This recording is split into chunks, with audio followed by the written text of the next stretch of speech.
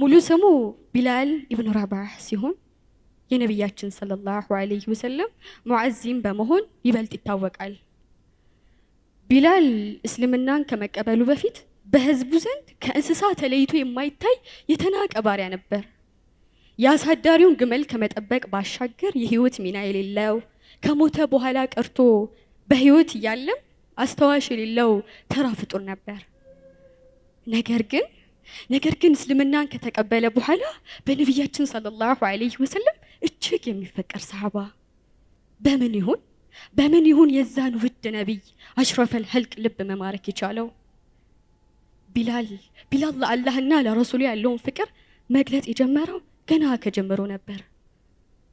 እስልምናን ከተቀበለ በኋላ ፈታኝ የሆኑ ስቃዮች ይደራረቡበት ጀመር። የቢላል መስለም በመካ ምድር ተሰማ። የበኒ ጁማህ መሪዎች በቁጣ ተወጠሩ። በተለይ አሳዳሪው ኡመያ ኢብኑ ሐለፍ ሐበሻዊው ባሪያው መስለሙ እንደ ትልቅ ነውርና ንቀት ቆጠረው። ለዚህም ቢላልን በግለታማው አሸዋማ መሬት ላይ እርቃኑን እያንከባለሉ ቋጥኝ ድንጋይ ደረቱ ላይ የጫኑ ስቃዩን ያበዙበት ጀመር። ቢላል ግን ለእስልምና ብቻ ሳይሆን ለመላው የሰው ዘር የሚያኮራ አቋም ከመውሰድ ወደ ኋላ አላለም። ላትና ዑዛ የተባሉ ጣዖታትን እንዲጠራ ያለ መታከት እየገረፉ ጠይቁታል። ቢላል ግን መልሱ አሐድ ነበር። ከብዙ ስቃይና እንግልት በኋላ አቡበክር ሲዲቅ ረዲየላሁ ዐንሁ ከቦታው ደረሱ። ደብዳቤዎችንም ወቀሷቸው። አንድ ሰው አምላኬ አላህ ነው በማለቱ ብቻ ልትገሉት ትሻላችሁን?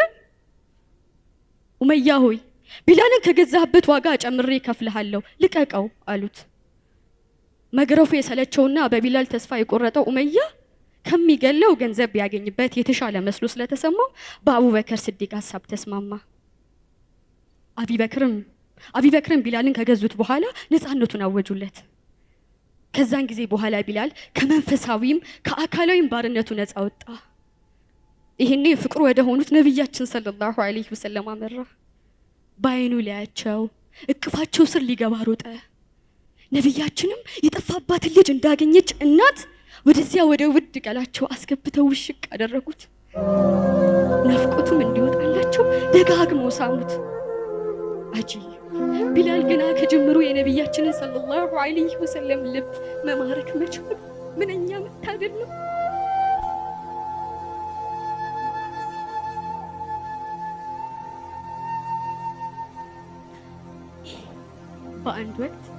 በአንድ ወቅት ነብያችን ሰለላሁ ዐለይሂ ወሰለም ከቢላል ከኋላው መጡና በፍቅር ስሜት እቅፍ አድርገው ያዙት።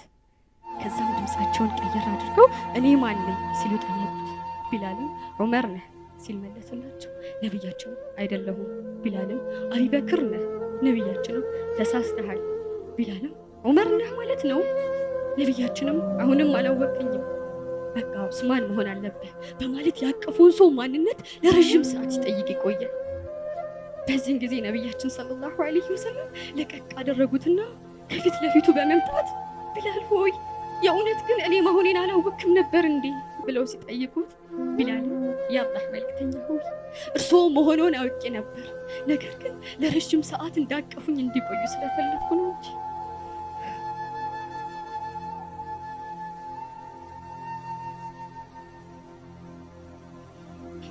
የቢላል ህይወት ታሪክ የሰው ልጆች እኩልነት ተምሳሌት ነበር።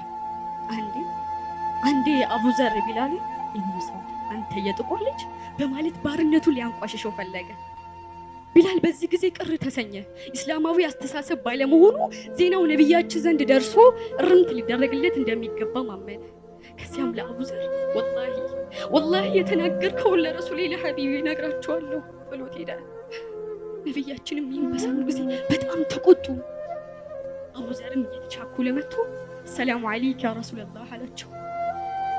ስለዚህን ጊዜ ራሱ አቡዘር ሲናገር ነብያችን በጣም ከመቆጣታቸው የተነሳ ለሰላምታዬ እንኳን ምላሽ የሰጡኝ አይመስለኝም ነበር። ነብያችንም አቡዘር ሆይ የእውነት አንተ በእናቱ ምክንያት አነወርከውን አዋረድከውን? እነከ ማኡ ፊከ ጃሂልያ፣ አንተ የጃሂልያ ቅሪት ያለብህ ሰው ነህ በማለት ይህን ከባድ ቃል ለአቡዘር ተጠቀሙት። አቡዘር ነብያችን ይህን ሲሉ በመስማቱ ተጸጸተ። ጃሂልያ በሰሃቦች ዘንድ የተጠላ ነው። ምክንያቱም ምክንያቱም የሰው ልጆች የሚለያዩት በተቅዋቸው መሆኑን ከሚያስተምረው እስልምናችን ጋር ስለሚጋጭ። ቢላል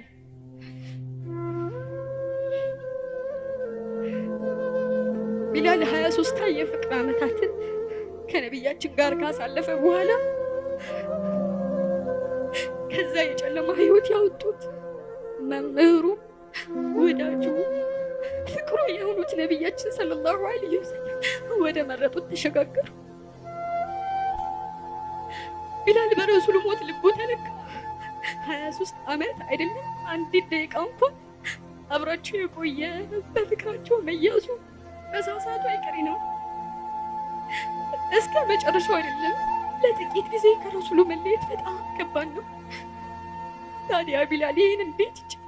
እንዴት ትዝታውን የሚቀሰቅሱበት አጋጣሚዎች በተፈጠሩ ቁጥር እንደ አዲስ ያነባል። በቢላልም ለቅሶ ሰሃባው ከተማ ሁሉ በእንባ ይራጭ ነበር።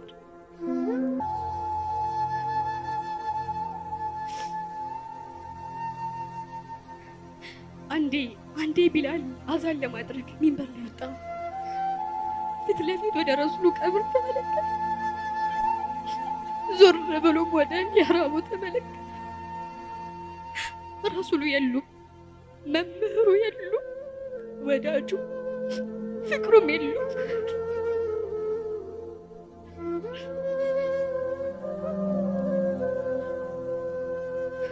እንዲህ ችሎ አዛን ይበል። ትዝታው ሰውነቱን ወረረው። እንደምንም ራሱን አጽናንቶ አዛን ማለች።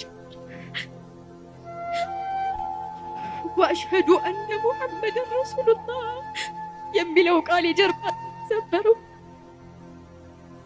ቃሉ ማውጣት ተሳነው። ቃሉ በቋፍ ላይ የነበረውን ሐዘኑን ፍቅሩን እንዲገነፍ አደረገ።